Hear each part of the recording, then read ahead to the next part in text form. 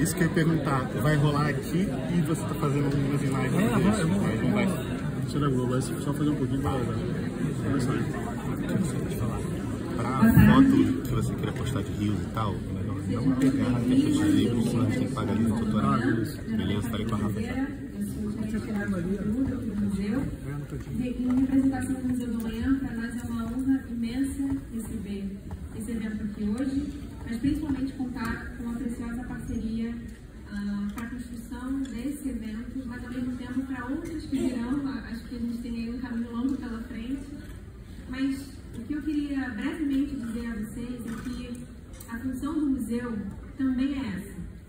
A gente tem exposições, tem programações, mas eu acho que principalmente ser um lugar de diálogo e certamente um lugar de esclarecimento de muitas das pautas que nos atravessam. Receber esse evento aqui hoje nos lembra muito fortemente um período que fomos muito atingidos pelas redes sociais, no período da pandemia, por exemplo. O Museu da Manhã criou uma exposição chamada Corona Cena, no qual a gente teve que lidar com muitas fake news, muitos atravessamentos em relação à ciência. Então, para a gente, de fato, é não só uma honra, mas também um compromisso social para que a gente possa entender a gravidade e também todos os atravessamentos que hoje estamos circunscritos, não só pelas questões das redes sociais, mas de fato um atravessamento de comportamento e mudança da nossa psique em como nos relacionamos com isso. Então hoje eu agradeço mais uma vez pela presença de vocês aqui, agradeço mais uma vez pela parceria e chamo a Maria Santini para seguir na abertura do evento. Um bom evento a todos, muito obrigada.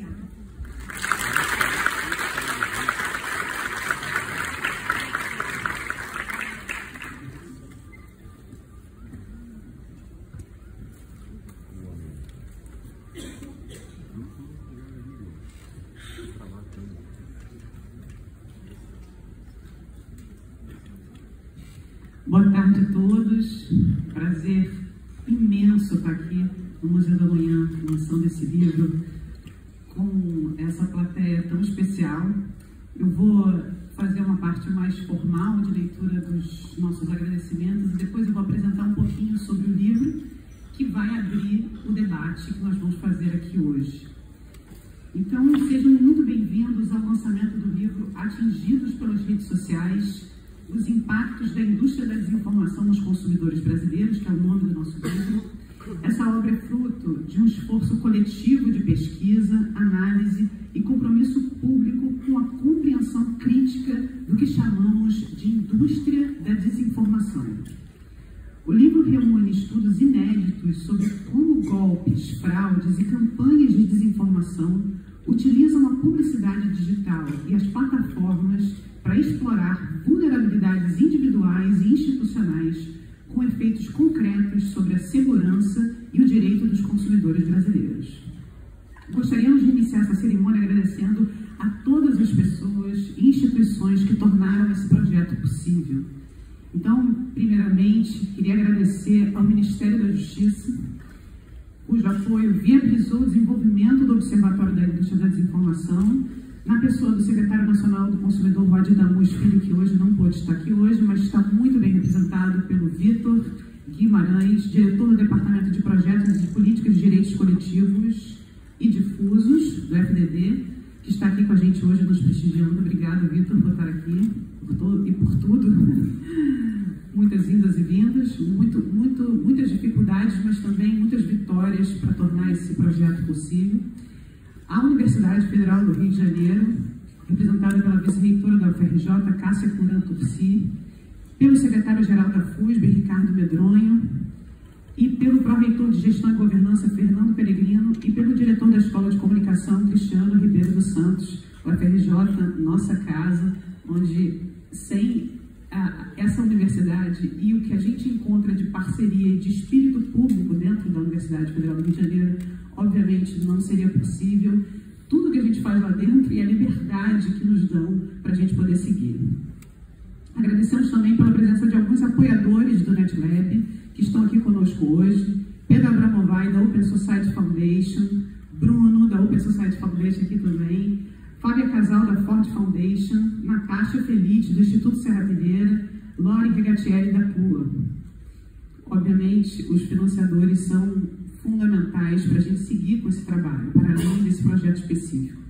Também gostaria de agradecer a presença de Bruno Panal, presidente da CCRJ, Cristiano Flores, da ABERT, Flávio Lara Rezende, presidente da ABERT, Gilberto Garcia, da SPM, Igor Binder, presidente da ABAP Rio, Mariana Pignoni, diretora executiva da ABAP Nacional, Neucina Tropardi, presidente da ABA, Felipe Pogeri, presidente da Sinapro Rio, Ricardo Piquet, diretor-geral do Museu da Manhã, Sandra Martinelli, CEO da ABA, Tatiana Roque, secretária de Ciência, Tecnologia e Inovação da cidade do Rio de Janeiro, Tomás Naves, presidente do Conselho da ABNN e, por fim, também, nosso muito obrigado aos nossos convidados que aceitaram compor a mesa de debate hoje, o professor Nicolas Singales, do Centro de Tecnologia e Sociedade da FGV Direito Rio, que participará do debate, e o jornalista Guilherme Ravache, que será o moderador dessa conversa. É uma honra tê-los conosco. Obrigado. E queremos agradecer também a atriz Paola Oliveira, que nos mandou um depoimento em vídeo que vocês verão daqui a pouco. Bom, esse é um evento que celebra não apenas o lançamento de uma publicação, mas a continuidade, mais do que a continuidade, a inauguração de uma agenda urgente por mais transparência e responsabilidade no ambiente digital. Muito obrigada a todos que estão aqui conosco hoje. Eu acho que eu vou começar apresentando um pouco o que foi esse livro para a gente começar o debate, que é a parte mais interessante. Então, queria pedir para o pessoal botar o slide.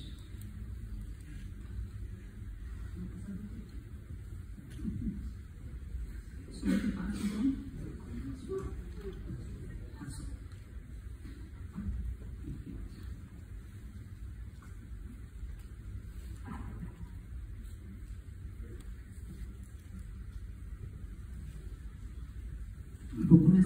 Vou olhar esse slide aqui.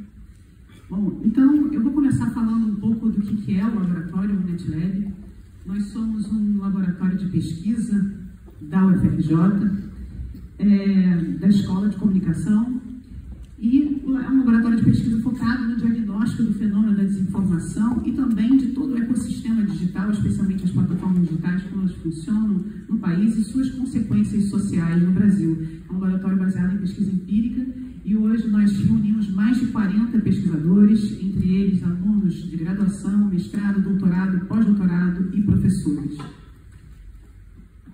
E o intuito desse projeto com o FDD, em parceria com a Senacom, era coletar evidências que pudessem embasar políticas públicas de proteção do direito dos consumidores, né? De alguma forma, uma forma de reparação desses direitos, mas esses direitos não são possíveis de ser reparados sem evidência.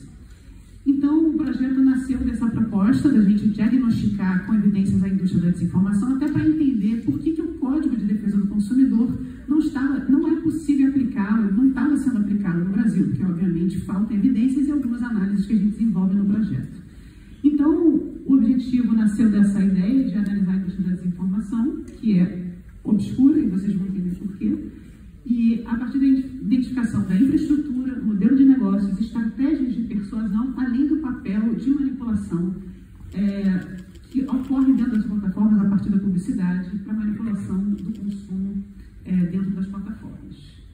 E aí o projeto culmina nesse livro. Claro que ele não é só o livro, a gente fez diversos estudos, diversas análises, relatórios, etc., que terminam e se consolidam nesse livro que a gente está apresentando para vocês hoje. Então, das etapas do projeto foi analisar a transparência que essas plataformas oferecem aos consumidores. Então, por um lado, a gente está analisando transparência de conteúdo produzido pelos próprios usuários. Claro que a gente está falando de conteúdos públicos e a gente está falando principalmente de métricas que essas plataformas utilizam para gerar negócio. E a gente analisa o quão transparente são essas plataformas. Vocês podem ver que aí a gente usa um ranking, né? Isso está bem explicado no livro, mas o YouTube é o mais transparente, apesar de ter ainda problemas, mas pelo menos existe uma API de coleta de dados. Depois vem Facebook e Instagram, que já está desatualizado. Esse é um dos problemas desse tema, tudo muda muito rápido. E hoje em dia a Meta, que é dona desses duas plataformas estaria na zona já laranja, vermelha, de baixíssima transparência, porque a transparência vem diminuindo ao longo dos anos, isso é uma das coisas que a gente chega à conclusão. E depois, Telegram, TikTok, Quai, WhatsApp, transparência irrelevante ou nula. E a gente chama de irrelevante ou nula porque muitas plataformas usam algumas estratégias de parecer que estão dando transparência, mas o dado que ela oferece é absolutamente irrelevante para a pesquisa, é praticamente um teatro de transparência, por isso que a gente usa essa palavra. E depois a gente fez com a publicidade. E o que é mais curioso é que a publicidade é menos transparente que o conteúdo dos usuários, que parece estranho, né? Num país onde fica se discutindo censura, etc., a publicidade, que é um conteúdo de interesse público, ela tem baixíssima transparência. Então, vocês veem que as plataformas da Meta têm uma transparência regular, que já não atende muito, e as outras ficam em precário, irrelevante ou nulo. E todas elas vivem de publicidade. E, por fim, nós fizemos 2 grandes estudos. Na verdade, a gente foi fazendo os estudos e divulgando publicamente. Isso foi noticiado em vários jornais, etc., porque eram coisas que, de alguma forma, escandalizavam a sociedade. E um dos objetivos do projeto foi também pautar esse tema no debate público. Então, a gente mostra vários casos onde essas empresas aceitam anunciantes que são anunciantes falsos, criminosos, de todo tipo de ilicitude, que usam indevidamente imagem de marcas, de pessoas públicas, de celebridades, dos próprios veículos da imprensa, de ministros do Supremo, de políticos, de deputados, de legisladores, usam a imagem dessas pessoas para dar golpe nos consumidores. E as plataformas vendem esses anúncios, e os fraudadores também. Eles estão vendo também que, enfim, esse fenômeno só aumenta e a gente não vê nenhum mecanismo nesse momento de punição e de diminuição desse fenômeno no Brasil. Inclusive, é o contrário, só aumenta. A gente pode falar sobre esses números no debate. Inclusive de líderes religiosos. E depois a gente fez um estudo específico sobre políticas públicas. Então, em que medida tinham anúncios fraudulentos, utilizando a imagem do governo federal, utilizando os programas do governo federal, para, na verdade, aqueles usuários que são os mais vulneráveis, que estão procurando por políticas públicas, eles são atingidos pela microsegmentação da plataforma, que sabe que são eles que estão buscando, e ela oferece um anúncio fraudulento, usando a imagem do governo e desses programas, que, no fundo, aquele usuário, a gente estava muito preocupado principalmente com usuários que estavam procurando financiamento, etc., né, que buscam esse tipo de ajuda do governo federal, eles saíam da plataforma mais endividados do que eles entraram. E a gente tem uma história enorme para contar sobre isso, porque nós estávamos em parceria com a Senacom, que tem poder de polícia dentro do Ministério da Justiça para ir para cima das plataformas, e nós as plataformas foi feita medida cautelar, foi dado prazo, multa diária, e nós seguimos coletando dados durante um ano, e a conclusão que a gente chega, eu não posso falar muito do livro, vocês vão ter que ler, mas é que diária, mesmo com as medidas cautelares, com multa de 150 mil por dia, esses anúncios seguiam rodando diariamente nas plataformas. Não teve um dia que não tinha anúncio fraudulento, publicidade, que a gente não sabe quantas pessoas foram atingidas, a gente não sabe quantos milhões de pessoas perderam dinheiro, porque justamente não tem transparência, mas não teve um dia que esses anúncios não rodavam, mesmo com multa. E, enfim, eu vou falar um pouco das conclusões do livro para a gente chegar no debate. A gente conclui que, primeiro, a opacidade ela é uma estratégia e um modelo de negócio das plataformas, ou seja, elas vivem dessa opacidade, elas vendem para o mercado números, métricas e publicidade e falam do engajamento, do alcance, etc., sem nenhuma possibilidade de auditoria externa, de observação externa, e nós, como acadêmicos, demonstramos isso, né, de forma criteriosa e protocolar, vocês podem ver no livro. Segundo, a conclusão. A indústria da desinformação se ancora nas tecnologias de publicidade digital. Elas são empresas que vivem de publicidade. E elas usam todas essas técnicas de marketing, de microsegmentação, de roubo de dados dos usuários, para alavancar seus negócios dentro da opacidade. Terceiro ponto. As plataformas lucram com as fraudes e falham em proteger os consumidores. Acho que esse caso que a gente foi levando junto com a Senacom durante um ano mostra isso. E, por fim, a gente percebe que a gente cultural também, que a gente chamou de cultura faker, que é fruto de um processo de normalização da desinformação e do falso na sociedade. Ou seja, consumidores são enganados diariamente, marcas são usadas indevidamente, tem sua reputação diminuída. O governo federal é prejudicado diariamente com todo esse fenômeno que a gente demonstra nesse livro e nada acontece com essas big techs. Todo mundo acha normal e a gente não tem um movimento de indignação. A gente precisa de deputados, a gente precisa de legisladores, a gente precisa de ministros do STF, a gente precisa de presidente da República, a gente precisa da sociedade civil, da universidade, dos acadêmicos, indignados com essa questão, com esse fenômeno. A gente está falando das empresas mais ricas do mundo hoje. Então, para avançar nesse debate, eu vou chamar aqui para a mesa, depois eu vou passar a moderação, Guilherme Ravache, colunista do Valor Econômico, para começar o debate com a gente.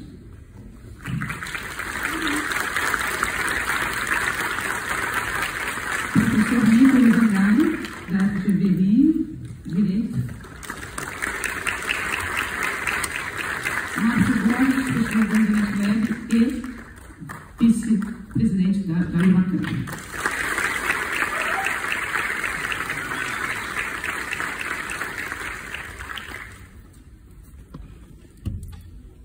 Boa tarde.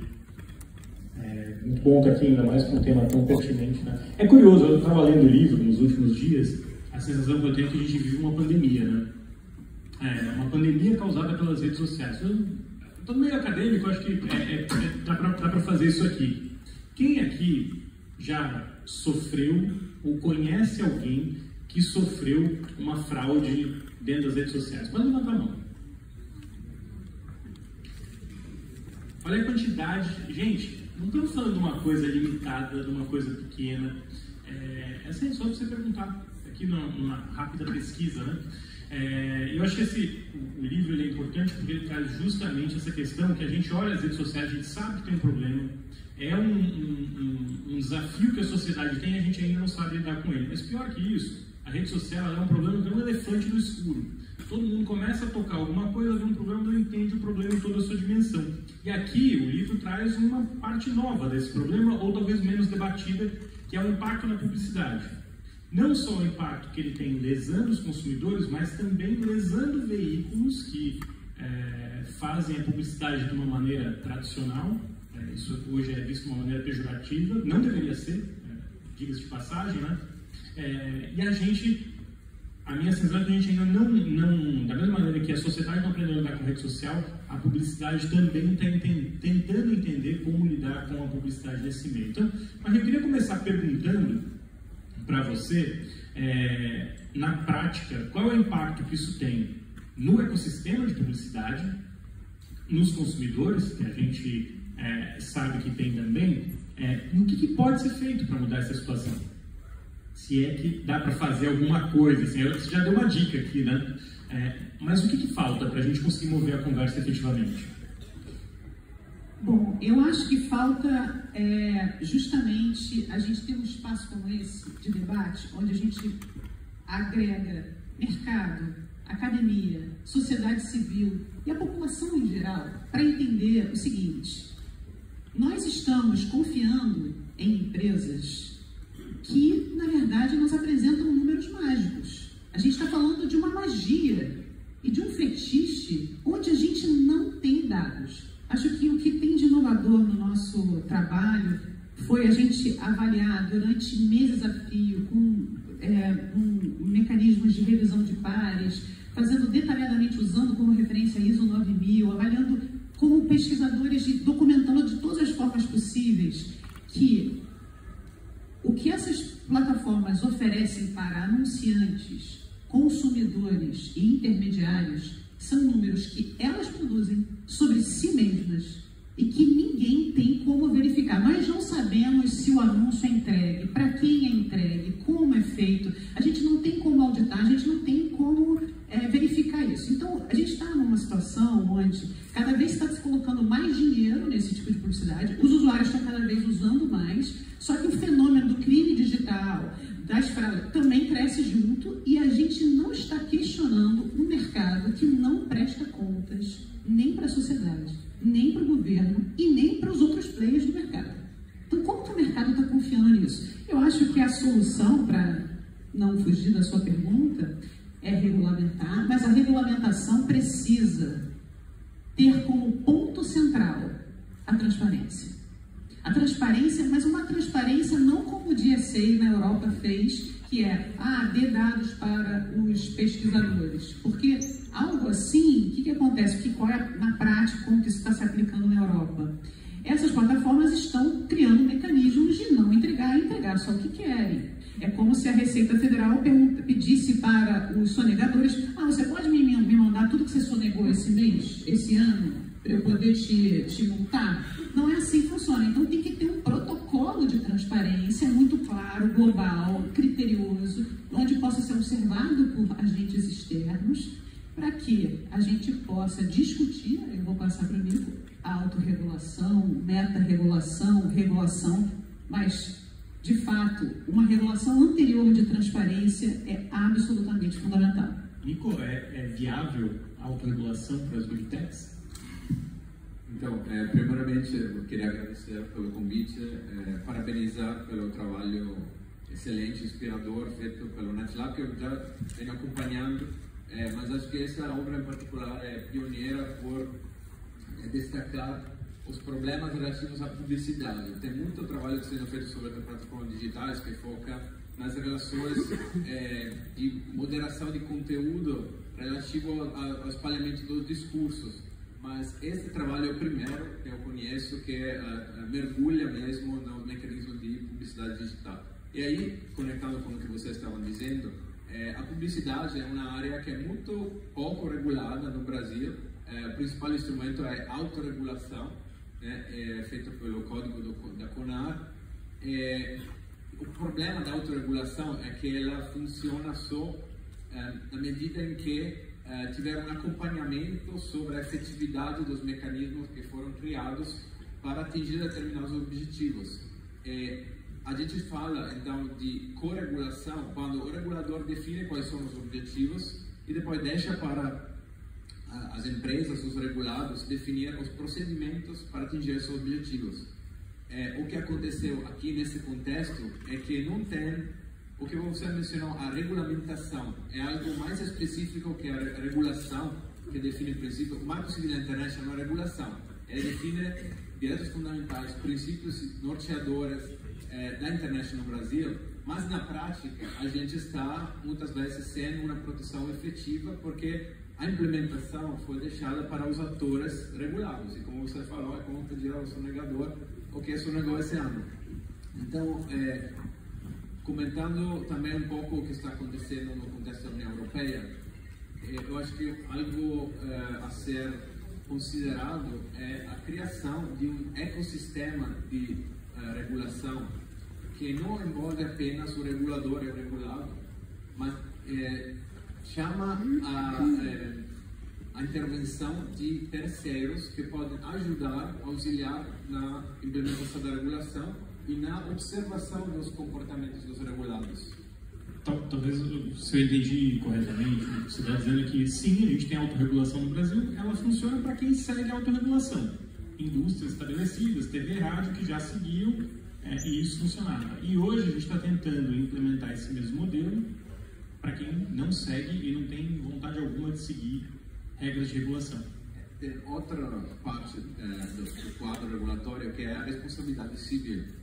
E nesse aspecto a gente tem o artigo 19 do Marco Civil da Internet, que até recentemente vigorava como regra principal que protege as plataformas digitais por qualquer responsabilização em relação ao conteúdo de terceiro, a não ser que elas tenham descumprido uma ordem judicial de retirada desse conteúdo. Então a gente tem que considerar que onde a responsabilidade civil não funciona efetivamente, a gente pode preencher esse buraco com um procedimento mais administrativo, no qual vamos impor obrigações que as plataformas têm que implementar de uma forma efetiva.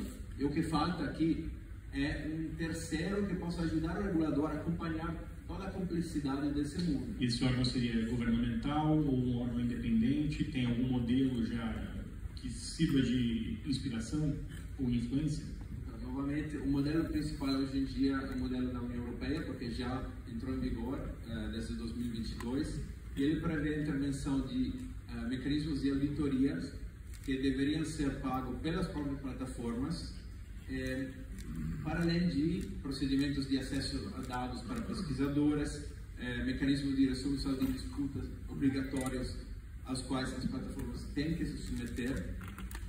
Mas aí tem críticas, né, sobre a efetividade desse mecanismo. Por exemplo, a auditoria... A Meta tem um conselho independente. Meta, dona do Instagram, do Facebook, tem um conselho independente, mas aparentemente não está funcionando muito bem. Ali, a questão com o mecanismo da Meta é que ele só aceita uma percentual muito pequena de casos para avaliação. Então, isso não dá conta da quantidade de problemas que tem no ecossistema das plataformas. Hoje em dia, uma grande mudança de paradigma é não olhar só para o conteúdo individual, mas também entender todos os efeitos negativos, discriminatórios que podem decorrer de determinadas políticas, né, que não são capturados pela responsabilização no caso concreto.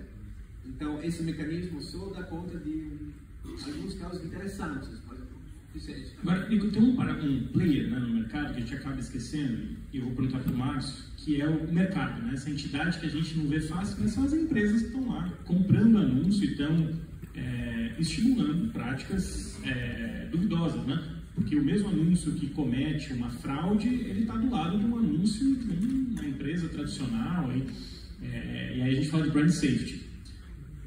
Se é tão notório, mas a gente sabe dos problemas que tem no digital, por que as empresas, eu vou perguntar para você, Márcio, porque além de acadêmico você também é do mercado, né, trabalha em agência, por que as empresas continuam colocando dinheiro nas plataformas digitais, mesmo quando as plataformas não cumprem aquilo que elas mesmas se comprometeram a cumprir, né?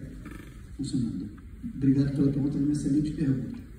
Na verdade, o mercado, ele num primeiro momento, os economistas até tratam isso como externalidade, eles compram a audiência. Então, o que o mercado está comercializando?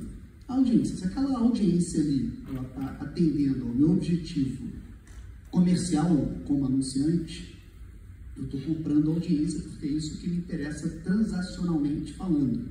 Então, eu estou comprando. Então, ele não está olhando necessariamente para o conteúdo, e sim por quem está olhando o conteúdo. Então, nesses casos, o mercado, ele indiretamente, involuntariamente, ele acaba financiando até conteúdos de desinformação.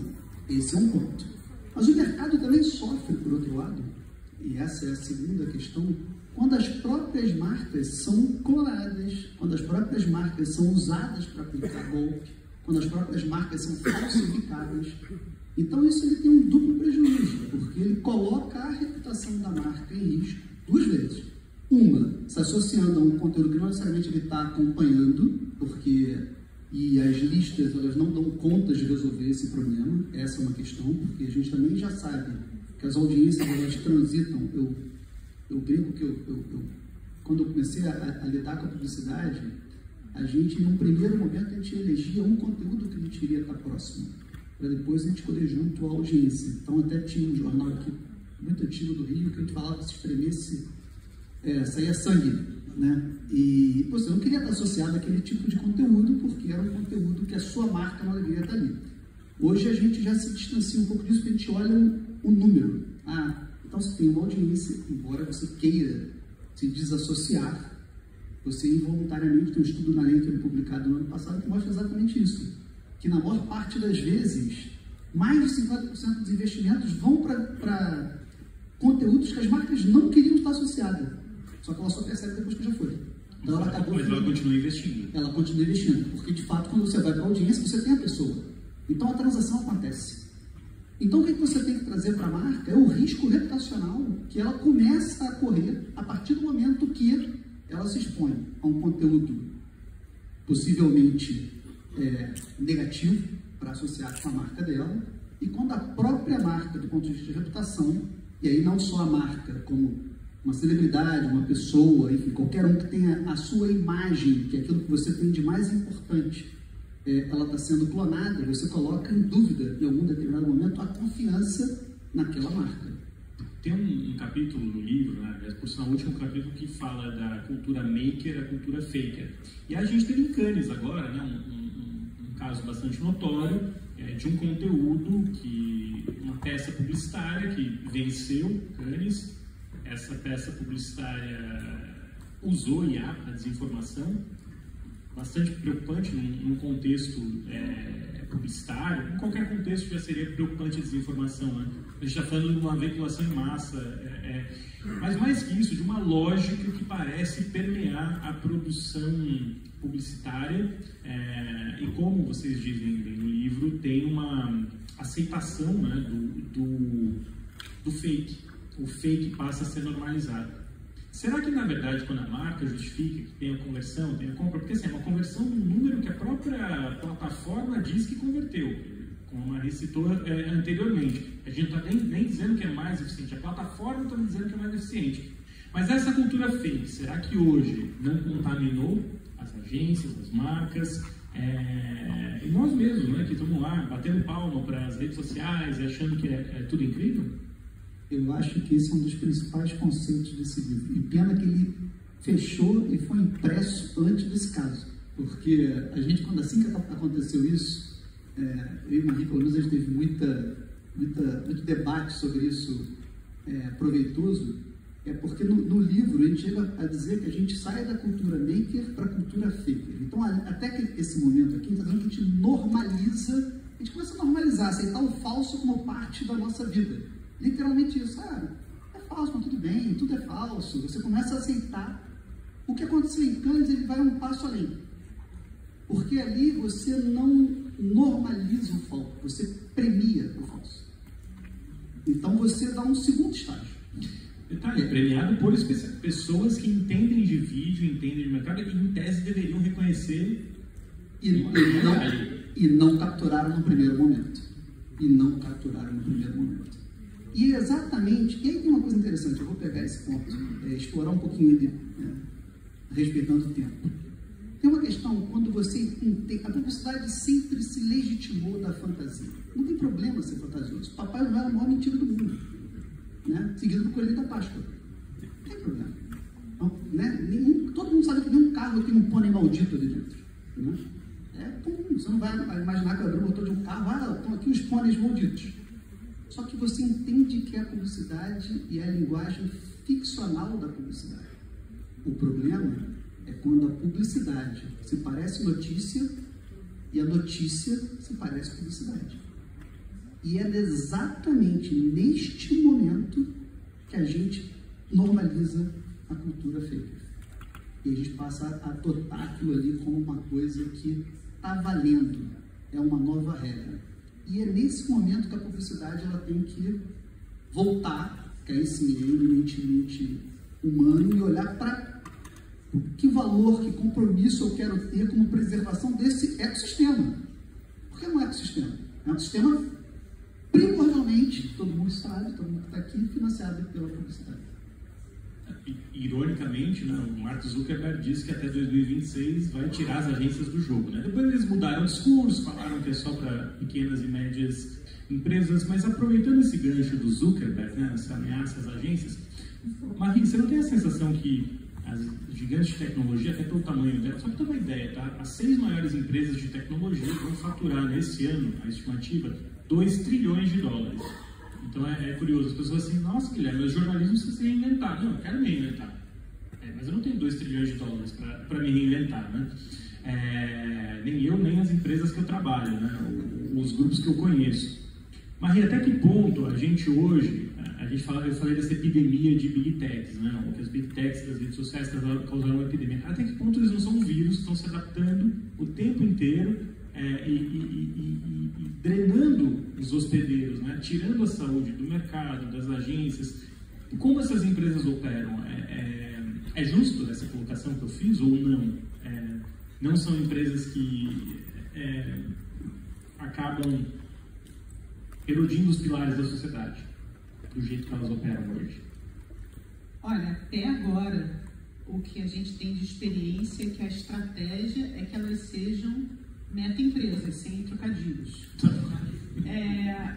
Que estejam acima de qualquer Estado-nação, até porque são globais, aproveitam essa ideia do comércio eletrônico que não é regulado, surfaram toda a onda dos anos 2000, do discurso da inovação, que a inovação ela não poderia ser paralisada e parada por regulação, ou seja, regulação é oposto de inovação. Se começar a regular, a gente não vai ter inovação, e eram empresas que estavam ali para melhorar a vida da sociedade.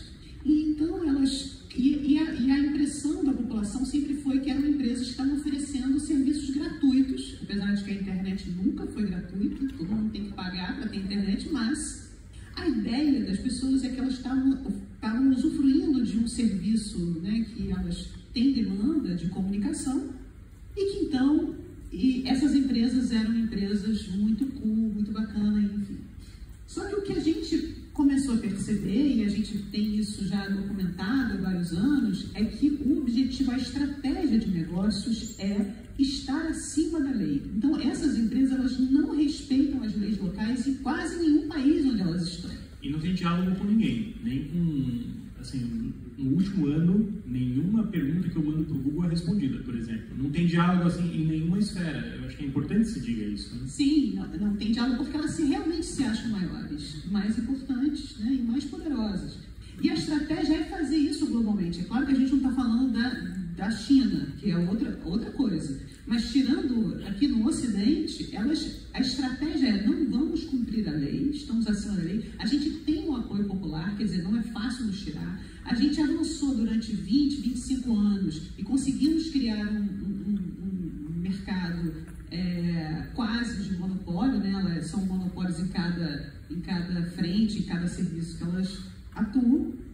E, enfim, e a situação agora é um pouco, a ideia é conseguir manter esse modelo, né, sem respeitar as leis, e agora sem transparência também. Então, todas as vezes que a gente, aqui no Brasil, teve situações que a gente pensou, nossa, agora, pelo menos esse pedacinho aqui, elas vão ter que respeitar. Vamos ver o que vai acontecer. Isso não se aplicou. Vou dar um exemplo, se eu tiver tempo. Claro. Que é o exemplo das resoluções do TSE. No TSE, no Tribunal Superior Eleitoral, a gente teve alguns avanços, até porque o Alexandre de Moraes era o presidente do TSE nas eleições passadas. Então, a sociedade civil estava muito bem organizada, a academia, existia diálogo ali, uma vontade de que tivesse soluções para a campanha eleitoral que passa por anúncio e desinformação. Então, foi feita uma resolução, por exemplo, que a atual, agora recente, de que a gente conseguiu colocar na resolução do TSE que qualquer plataforma que venda anúncio político e eleitoral tem que ter um repositório, uma biblioteca de anúncios, um mecanismo de transparência para que seja auditado pelo próprio TSE, que tem que fazer isso, mas também pelos concorrentes, enfim, pela sociedade. E qual foi o resultado disso? O Google, então, declarou que ele, então, não venderia mais anúncio político no Brasil, o que, obviamente, é uma falácia. O que aconteceu, a gente fez estudos posteriores, que os anúncios políticos seguiam rodando, mas a gente não conseguia mais capturar de forma sistêmica, mas sim casos pontuais, né, que a gente não tem ideia do qual é a representatividade daquilo. Ou seja, seguia rodando, mas a resolução não incluía um mecanismo de punição, e mesmo se incluísse, eu acho muito complicado, vai tirar o Google do Brasil no meio da eleição. E aí o segundo exemplo é o GSA, também preocupado com a eleição, com a democracia, obrigou as plataformas a ter esse tipo de transparência mais robusta para a campanha eleitoral. E que a Meta, que é a única que tem a biblioteca, anunciou semana passada, então eu não vou mais permitir. Mas não é verdade. Ela vai seguir permitindo. O que ela vai fazer é colocar debaixo do tapete a pouca transparência que nós temos. Então, o comportamento sistemático que a gente vê dessas empresas é esse. A mudança do artigo 19, só para dar contexto, né? Seção 230 da lei americana impõe que as plataformas sejam analisadas como independentes, elas não são responsáveis pelo conteúdo que está na plataforma. No artigo 19 aqui do Marco Civil Brasileiro tinha uma interpretação semelhante, né? E isso mudou recentemente, como o Nico citou aqui, o artigo 19 tem uma interpretação diferente e as plataformas passam a ser responsáveis por parte do conteúdo. Isso explicado, muda alguma coisa na prática no país? O que a gente quer ver, né? A gente quer saber se aplica. Agora, a minha pergunta segue firme. Como que nós vamos aplicar isso sem transparência? Mas falta, o Nico comentou de um órgão terceiro que pudesse fiscalizar isso, por exemplo. Com a IA, a gente está discutindo legislação de IA, é possível pegar um PL de IA e colocar isso junto na conversa, Nico? Ou não tem aceitação política nesse momento? As dinâmicas de aprovação de projetos legislativos hoje em dia em Brasília estão mudando, muito por conta também dos acontecimentos recentes com as tarifas. Por vários meses tivemos propostas legislativas sobre plataformas digitais, sobre IA, próximas a ser aprovadas, mas hoje em dia estamos vendo uma luz finalmente nesse sentido. Não sei quando vai acontecer, mas acredito que esse semestre a gente vai ver pelo menos um projeto de lei sobre regulação econômica de plataformas digitais, então, que exige mais transparência nas relações entre as plataformas e seus parceiros comerciais. Isso inclui, por exemplo, a questão de anúncios, dados sobre a venda de produtos, a conversão das publicidades. Mas, de forma mais geral, o que você estava perguntando é, essa entidade terceira poderia vir de um sistema de regulação da inteligência artificial? Sim, o modelo que está sendo acolhido no mundo inteiro sobre a regulação da inteligência artificial tem a ver com relatórios de análise de risco em relação às atividades de plataforma ou de sistemas de IA. Então, tanto em um quanto no outro, hoje em dia, a principal abordagem identifique quais são os principais riscos das suas atividades e me diga como você pretende mitigar esses riscos. E aí eu vou colocar uma entidade terceira como avaliadora desses relatórios de riscos, dizendo que tudo está bom ou não.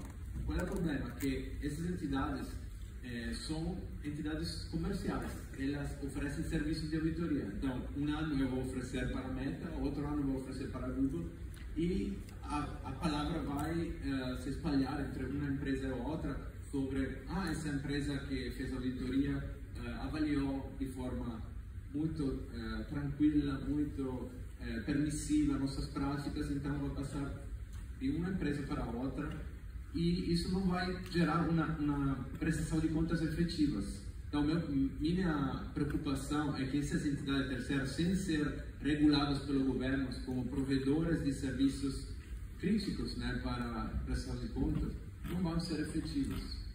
Márcio, aproveitando o gancho aqui, quando a gente fala de terceiros, a gente tem Double Verify, tem uma série de empresas que faz essa auditoria da publicidade na internet. Mesmo com essa auditoria, o livro traz uma série de casos aí de desinformação, desde anúncio aparecendo onde não deveria, até, enfim, fraude mesmo, com intenção de fraude no marketing.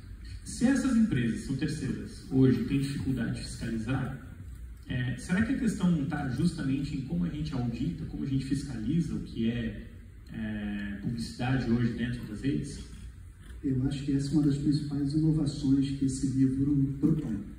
O que é a proposta aqui é que a transparência ela seja uma premissa e ela seja uma premissa com um protocolo. E por ser uma premissa e ser uma premissa com protocolo, que ela possa ser replicada. E ao ser replicada, que ela possa ser comparada. E ao ser comparada, a gente tenha as melhores práticas. Então, o que se estabelece como inovação a partir de agora? A transparência é uma premissa. Eu não consigo ter responsabilidade ou verificação se eu não tenho capacidade de auditar. Então, eu preciso ter a capacidade de auditar. Para eu ter a capacidade de auditar, eu preciso ter, inicialmente, uma transparência que seja real. Porque a transparência é muito difícil você falar, as empresas precisam entregar transparência. Todo mundo vai aderir a essa ideia. Só que é uma ideia genérica, é uma ideia muito subjetiva. Que transparência? E eu acho que a proposta aqui é exatamente isso, estabelecer a transparência.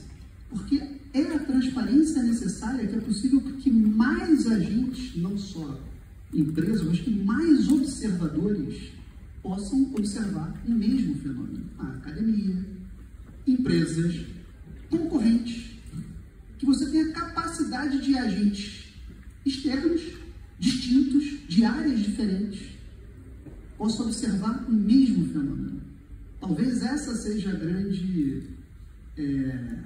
E isso moveria as marcas para se tornarem mais atuantes no sentido de cobrar uma postura que desse mais credibilidade e segurança de marca?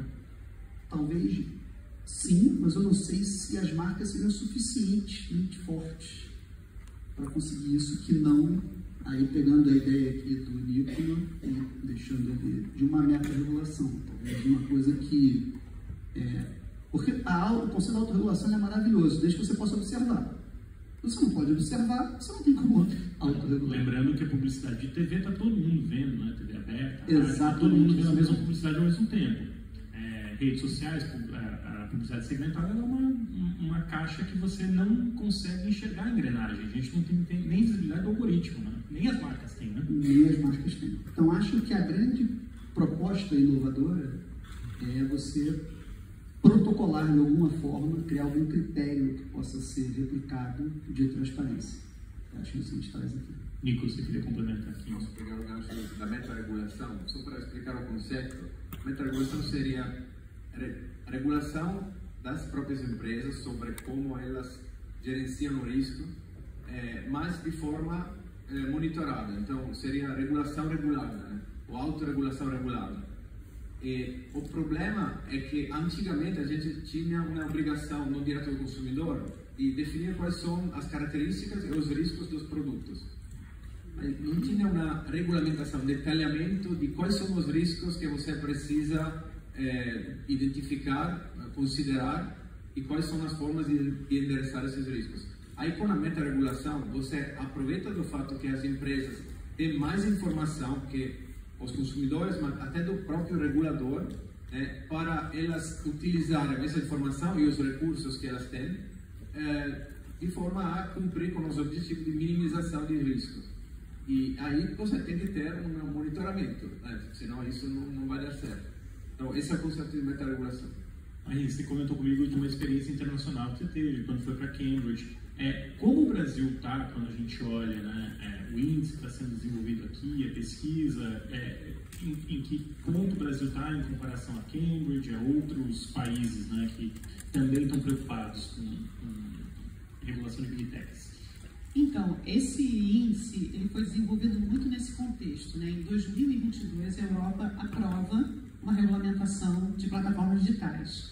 E quando a gente fechou esse projeto em 2023, quer dizer, o contexto era, lógico que teve uma tentativa de votação do PL 2630, que era um PL de regulamentação de plataforma, isso foi um escândalo nacional, todo mundo acompanhou, e a gente, então, estava ali um pouco tentando mapear qual seria a transparência que o Brasil teria comparado com outros países, então, porque a gente esperava que o comportamento dessas empresas seria, elas vão aumentar a transparência, vão dar dados para pesquisadores, e nós, no Brasil, mais uma vez, vamos estar em extrema desvantagem. A desvantagem do consumidor, a desvantagem dos pesquisadores, a gente já tem uma desvantagem acadêmica enorme, e isso aumentaria, porque os pesquisadores da Europa estariam com dados, nós não. Então, como é que a gente vai publicar artigos, como é que a gente vai desenvolver pesquisa? E a gente queria um pouco mapear, até diagnosticar esse problema. Então, a gente desenvolveu esse índice e eu tive a oportunidade de apresentar ele na Universidade de Cambridge esse ano. E eu achei que a recepção seria, assim, eu seria um pouco desprezada, porque, imagina, eu estaria conversando com pesquisadores da Europa, que estão cheios de dados, já fizeram regulamentação de plataforma, eles já fizeram o dever de casa, estão avançando, e a gente está aqui, não tem dado, não tem, a nossa universidade precária, todos os problemas que a gente já conhece, mas além de tudo, sem regulamentação. Então, quando eu apresentei o índice, o diretor de Cambridge e a unidade que trabalha com métodos digitais, os professores responsáveis por esse laboratório em Cambridge, me chamaram e falaram, olha, isso é absolutamente inovador, e nós não fizemos isso. Então, o que aconteceu? A Europa regulamentou as plataformas sem se preocupar como que seria essa entrega de dados, sem se preocupar com esse protocolo. Então, o que aconteceu? Isso que eu contei no início. Óbvio, eles não conseguem criar padrões, eles não conseguem protocolar, porque isso não foi contemplado, não foi detalhado. E é claro que essas Big Techs, quando a gente conversa de regulamentação aqui, elas fazem um lobby danado de que não deve ser muito específico na lei, porque isso vai engessar muito, porque isso é muito complicado. É o discurso de que vai matar a inovação, né? Exatamente. Censura e inovação são sempre os dois polos que as empresas trabalham para barrar qualquer tipo de discussão. Sempre essa narrativa. E aí surgiu, e aí eu vou dar um spoiler, surgiu um projeto que já está em andamento, que nós estamos desenvolvendo junto com a Universidade de Cambridge a aplicação desse protocolo na Inglaterra e na Europa, para que a gente possa comparar os países. E, na verdade, a gente já está avançando e nós que estamos envolvidos no projeto, a gente tem como hipótese que, ao final, nós vamos concluir que nós vamos mostrar que a Europa, regulamentando, sem colocar a devido lugar a transparência, sem detalhar devidamente essa questão que a gente está discutindo aqui, perdeu uma oportunidade, talvez não consiga aplicar o que ela mesma legislou, porque não tem esse pré-requisito. Então, que ela tem a mesma transparência que o Brasil, que não regulou. E a gente vai mostrar, né, que o grau de opacidade que nós estamos aqui. Essa é a nossa hipótese de trabalho que, a princípio, irá se confirmar.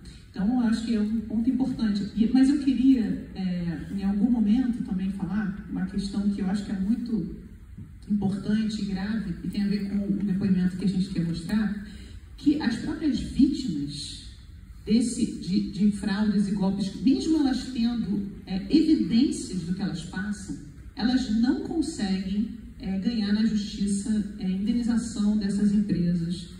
E isso é uma questão que a gente também tem que endereçar.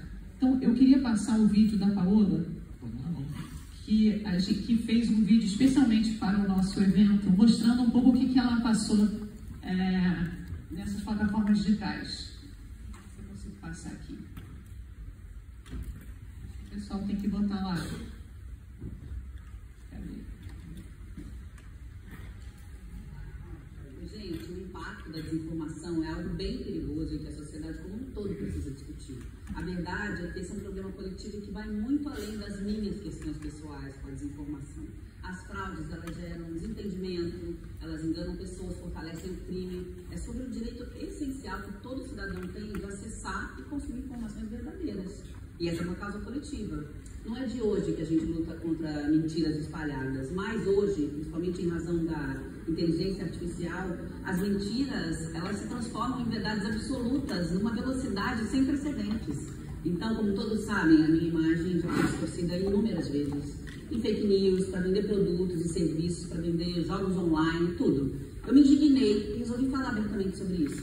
Mas aí logo eu entendi que eu estava dando mais visibilidade e vantagem para quem estava por trás disso tudo. E aí eu me senti sem apoio. Eu entendi que era preciso cobrar responsabilidade também nas plataformas, que é importante que existam regras para que nós, cidadãos, a gente possa se apoiar nelas. Existe um longo caminho pela frente, até porque o que está em jogo aqui não é só a imagem de um artista, né? No meu caso, é a imagem da mulher, da cidadã, e toda imagem de qualquer pessoa que é usada sem permissão para promover alguma coisa ou gerar engajamento indevido é como se roubassem parte da nossa história, parte da nossa identidade pessoal, identidade profissional. Por isso é que, na minha opinião, esse movimento precisa ser coletivo, enfrentado com bastante rigor, seja pelo legislativo ou pelo judiciário, que já vem desempenhando um trabalho bastante importante, mas também e principalmente pelas plataformas, que têm o dever de atuar com responsabilidade. O direito existe para regular a vida em sociedade, certo? Então, a gente não deve normalizar que a internet virou uma terra sem lei. Já imaginou se cada vizinho determinasse, cada um por si, como se portar dentro de um condomínio? O fato é que não existe liberdade absoluta, porque ela sempre vai interferir na vida do outro. E as plataformas, elas têm capacidade, elas têm tecnologia para monitorar e prevenir isso. Infelizmente, acho que na maioria das vezes elas se omitem, talvez por interesses próprios. Recentemente, o Judiciário afirmou que qualquer plataforma que seja formalmente notificada diante de um conteúdo claramente ilegal, ela não agir, ela vai ser responsabilizada. Então, eu acredito que isso seja um primeiro passo, e que nada tem a ver em limitar a liberdade de expressão, muito menos calar opiniões. É sobre proteger todas as pessoas, né, que fazem uso da internet. É o que a gente precisa, ter os nossos direitos básicos respeitados dentro e fora da internet.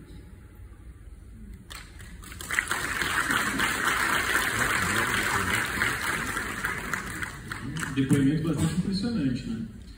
E que traz a realidade que é vivida por todos, né? Mas a gente ainda tem vergonha, às vezes, de dizer que foi enganado ou que foi iludido, né, nas redes sociais, como se a gente fosse a pessoa mais velha.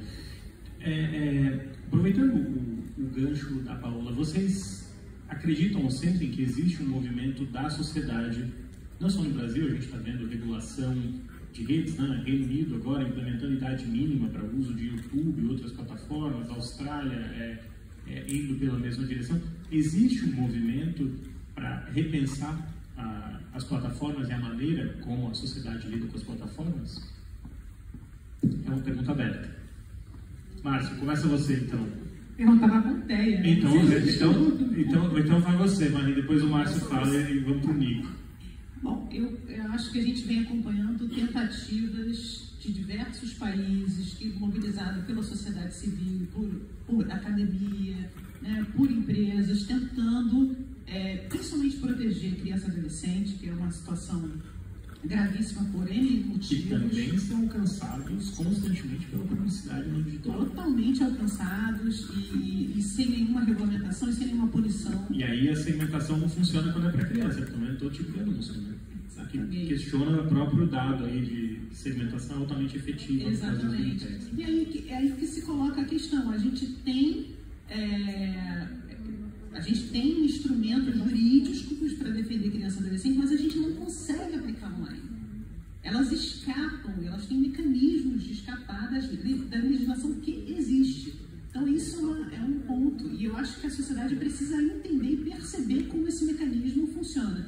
E aí, talvez o mais importante seria que esse movimento ele cresça e ele se torne um movimento que pressione o legislativo para votar. Porque projetos de lei a gente tem vários. O Nico tem vários exemplos aqui para dar de coisas que estão sendo pensadas, escritas, votadas. A gente discute vários projetos na sociedade civil com a autoridade do governo, mas a crença de que o Congresso vai votar esses projetos, o fato de se faltar um projeto para votar não significa que ele vai ser aprovado da maneira como a gente historicamente nada anda quando se fala em regulação de biblioteca. Nada anda. Então, qual é a organização social? Ou seja, que cara tem que ter esse movimento para a gente conseguir pressionar legisladores, né, deputados e senadores, para eles entenderem que para eles se legitimarem, para eles serem eleitos, eles vão precisar endereçar esse problema, porque a sociedade não aguenta mais. Porque nós estamos sendo prejudicados em todas as esferas da nossa vida. Porque se a gente usa a plataforma digital para tudo, para trabalhar, para se relacionar, para medir nossas próprias questões, para guardar dados, a gente precisa ter segurança para lidar com isso. Então, acho que fica uma mensagem para a gente conseguir agir sobre o legislativo. Márcio. Eu acho que no livro a gente endereça isso também um pouco na questão da normalização do falso, que tira, eu vou pegar a abertura da Marie, que tira a nossa capacidade de indignação, né? Eu acho que a gente começa a passar a aceitar que isso é o normal. Não é normal eu ser enganado, é normal ter um golpe, é normal eu ter... Você começa a banalizar e permitir que este tipo de coisa faça parte das nossas vidas. Então, o debate, eu acho que ele passa por devolver a capacidade das pessoas, ao não normalizar esse tipo de questão, das pessoas se indignarem com isso que acontece. Isso não é normal. Isso não deve ser o que deve acontecer. E começar a cobrar de fato por essa mudança.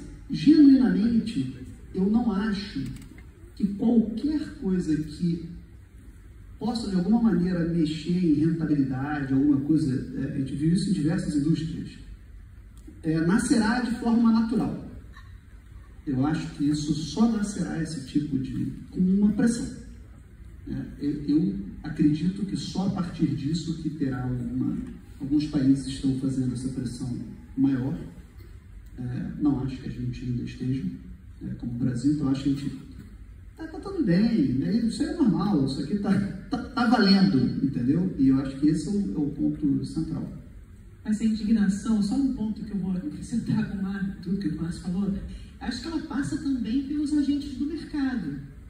Porque, veja bem, a gente, imagina, tem uma agência que tem um cliente, um anunciante, contrata uma agência para, né, fazer campanhas para alavancar sua marca. E aí, então, enfim, essa agência e esse anunciante é cliente da Big Tech. E essa mesma Big Tech vende um anúncio também para um criminoso que usa a sua marca para vender um produto falso, te tira a reputação e te tira o mercado também, porque ele vende produto falso e veio para o criminoso ao invés de vender para você. O PROCON do Rio de Janeiro notificou o Google, né, plataformas, dias atrás, né, sobre aparelhos, né, de pirataria vendidos dentro das lojas. Exatamente. Então, a empresa está tratando o seu cliente assim. Ela está tratando a sua agência e o anunciante assim. Ela está vendendo para o criminoso que diminui a reputação dela e está vendendo para ela mesma para tentar aumentar a reputação. E quanto mais fraude, quanto mais criminosos na plataforma, mais a agência e o anunciante vão ter que gastar para resolver o problema que eles criaram.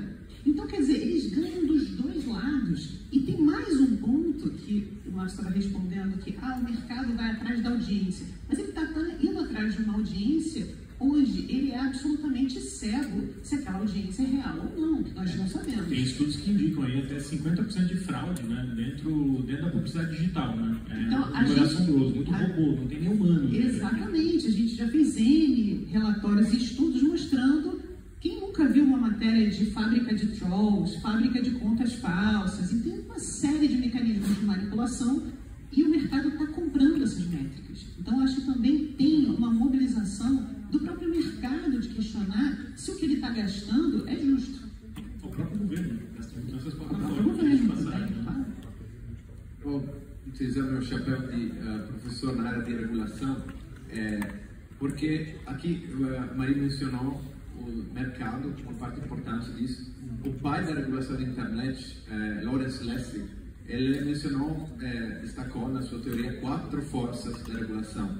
Não é só a lei, não é só o mercado, é também muito importante o código, né, como as interfaces são construídas, como de fato isso é implementado, e as normas sociais. Então, aí vejo, conectado com a sua pergunta, um papel para a educação, na maior conscientização sobre os efeitos de golpes, de sensacionalismo, de cultura fake, e uma intervenção que o regulador pode fazer para fomentar uma sinergia entre essas forças é dizer: olha, Facebook ou outra plataforma, vocês hospedam o conteúdo, mas vocês devem permitir que os usuários utilizem um sistema de moderação feito por terceiros, que não é o próprio Facebook que decida como determinado conteúdo é veiculado, porque isso muito facilmente pode levar a abusos. A gente viu aqui o caso do PL 2630 e a publicidade que o Google fez na página inicial dizendo votem